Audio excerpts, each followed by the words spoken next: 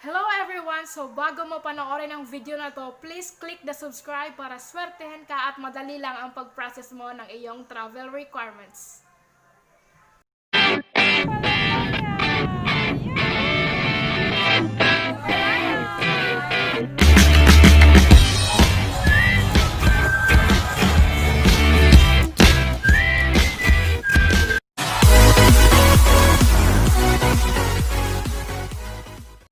What's up everyone and welcome back to my YouTube channel!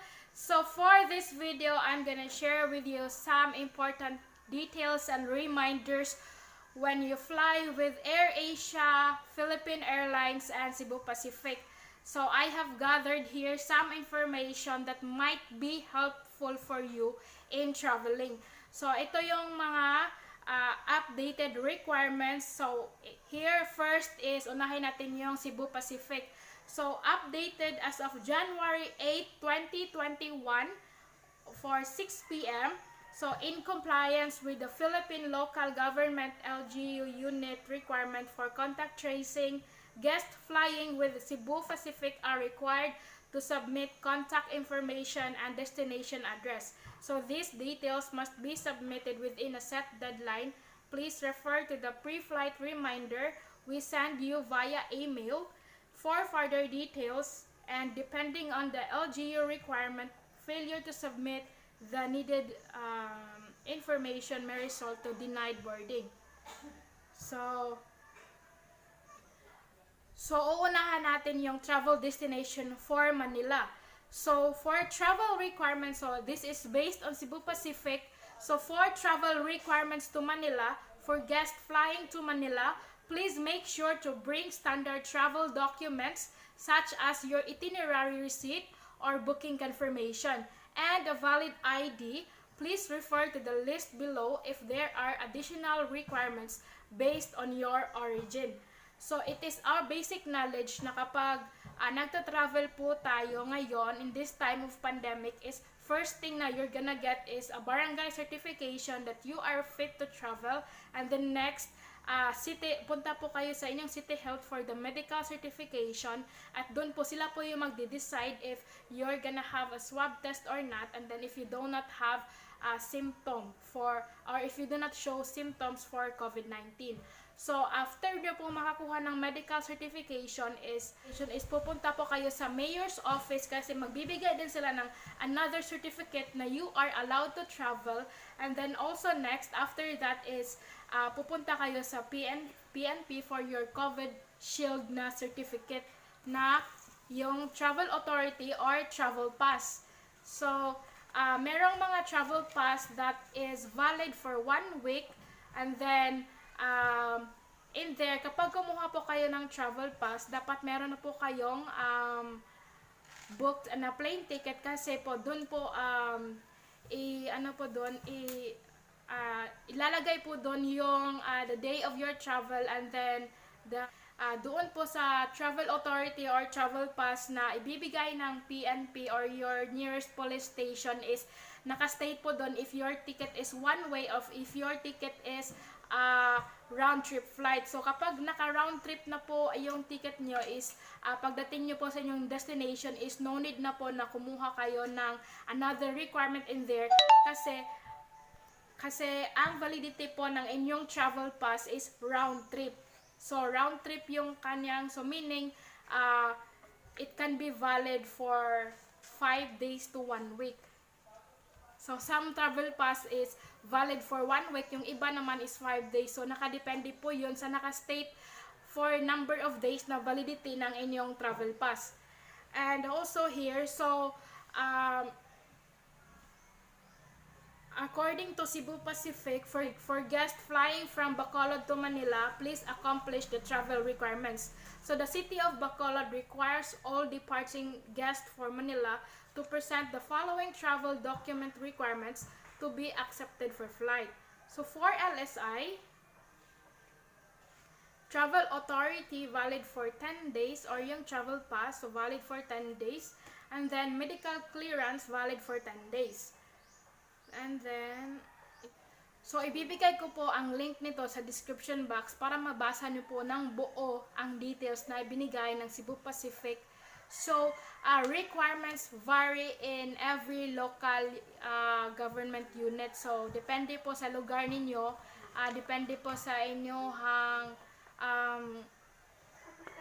so, depende po sa lugar kung saan kayo magdi-depart. Depende po kung ano yung hinihingi nilang requirements kasi nagva-vary po ito. Kasi in Davao, ang hinihingi lang doon is negative swab test result or negative rapid test result. And then, health declaration form, and then 14-day quarantine. So, yun lang hinihingi sa kanila. And then, in other areas kasi, iba-iba. So, contact your local government unit for further details kung ano yung mga updated requirements sa lugar nila. And for guests flying from Butuan to Manila is please accomplish the following travel requirements. So, the city of Butuan requires all departing guests for Manila to present a negative COVID-19 test result taken within 5 days before the flight. The test may either be a rapid antibody test, RAT, or the RT-PCR swab test or the antigen test.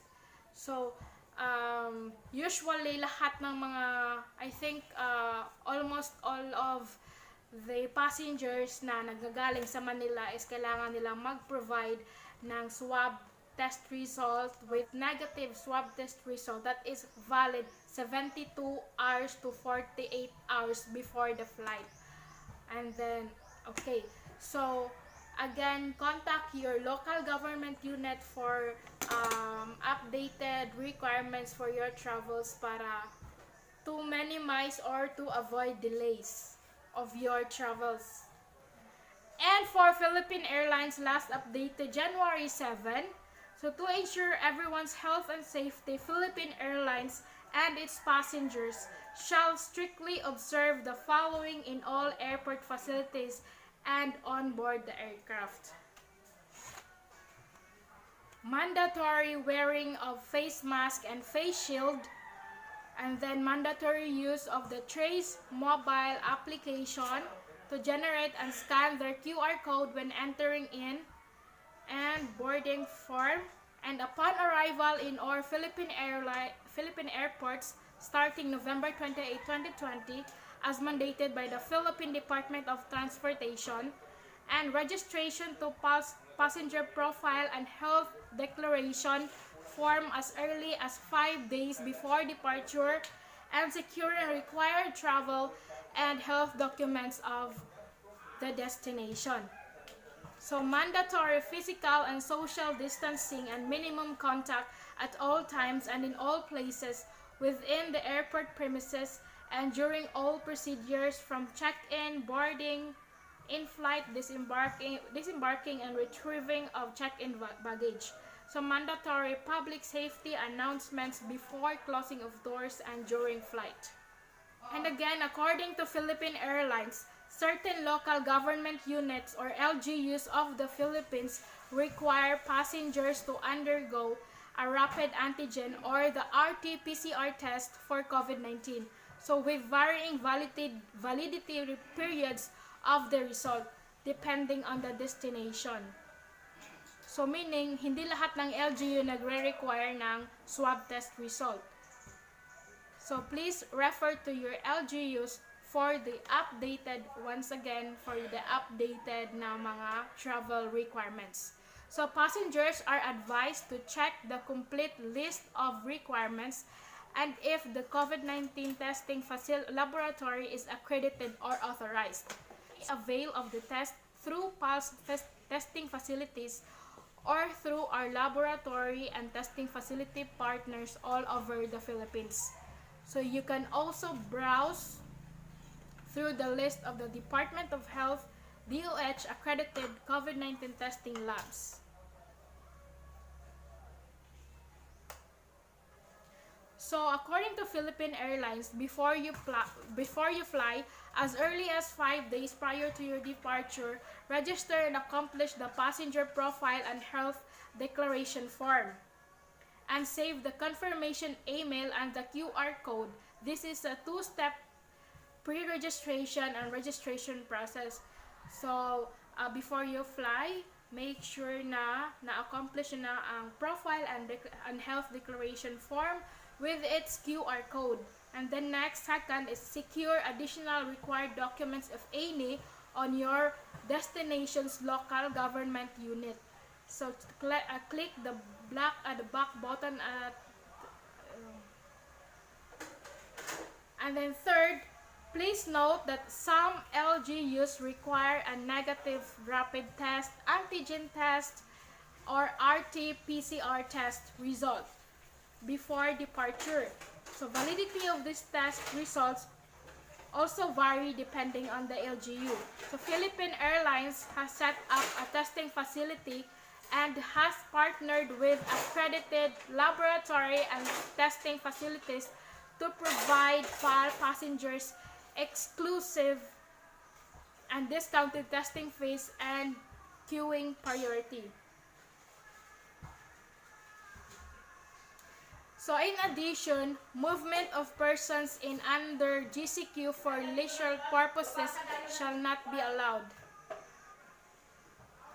So LSI needs to provide ID card, medical certificate issued by their city or municipality, and then LSI is neither a contact, suspect, probable, or confirmed COVID-19 case, and LSI completed 14-day quarantine, or LSI who has been confirmed COVID-19 case already tested negative twice through RT-PCR test. And then travel authority issued by GTF-CV Shield permit to travel. So ito yung mga requirements na nire-require ng Philippine Airlines. So for the full details of this their statement, I will put the link in the description down below. So kindly check there for kindly check there for the full details of this one kasi hindi ko na babasahin lahat kasi medyo mataas to. So also to save your time while watching. And then for AirAsia naman, domestic flights for guests in the Philippines who will be flying domestically, please be advised of government required travel documents below. Depending on the destination, these documents may be presented prior to the boarding and or upon arrival. So local governments may also have additional requirements. Guests traveling on domestic routes are advised to check local travel guidelines. So those who are below 21 years old or 60 years old and above and pregnant women will not be allowed to travel in areas under GCQ or General Community Quarantine in accordance with the current guidelines of the Philippine government. So for LSI, Travel Authority Pass, which must be secured from the Joint Task Force COVID Shield of the Philippine National Police for travels across provinces or regions. So I think most of the requirements is pare-pareha lang naman sa Cebu Pacific, Philippine Airlines, and the AirAsia. So again, just contact to your nearest local government unit kung ano yung mga updated requirements nila para to avoid and minimize problems para wala kayong problems with your flight. According to AirAsia, for business traveler, authorized person outside residence, or yung APOR, company ID or company's official letter which may be required to justify the reason for traveling for medical frontliners or persons in industries allowed to operate under GCQ. So note, travel authority or travel pass may also be required by the local government unit of one's destination. So I think that's it for this video, guys. So just remember the requirements, yung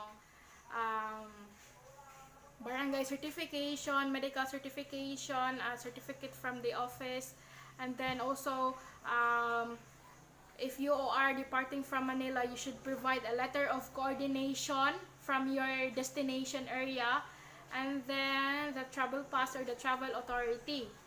So, for any questions and clarifications, just please leave a comment down below and I will answer sa abot ng aking nalalaman at sa abot ng aking makakaya. So, I think that's it for this video, guys, and I hope na somehow nakatulong ako sa inyo. So, for the full details sa mga bagay, sa mga details na binasa ko, I will put it in the description down below. So, kindly check it na lang. And then, thank you for choosing my video. Alam ko na madaming nag-a-upload ng videos like this. So, thank you for choosing my video, for watching my video. So, I hope na somehow naka-help ako sa ano nyo na mga details for the requirements sa inyong pagta-travel. So, I think that's it for the video, guys. So, once again, this is your friendly travel agent, Rachel Gamboa. So, thank you everyone, and don't forget to like, subscribe, and hit the notification bell for more updates. Thank you. Bye-bye.